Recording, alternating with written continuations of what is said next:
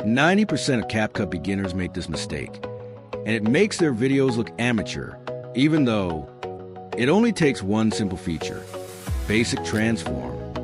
Hi, welcome back to CapCut Desktop Tutorial for Beginners. In this video, we're going to learn one of the most basic but super important editing techniques: basic transform. If you've ever seen a video where the image moves, zooms in, or even rotates, yep, that's all done using this feature. Let's get started. First, make sure you've already added your video or photo to the timeline. Then, click on the media and look at the right panel. There you'll find the transform section. Inside this menu, there are a few main controls. Scale, this lets you zoom in or zoom out your media.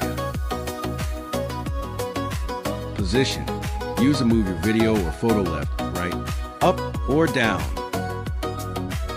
Rotation, used to rotate your video or photo.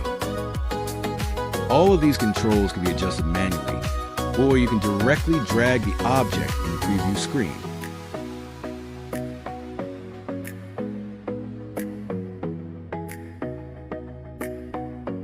And that's the basics of basic transform in CapCut Desktop. In the next video, we'll learn how to create animations using keyframe to make your videos more dynamic. Don't forget to like, comment, and follow for more tutorials. See you in the next video.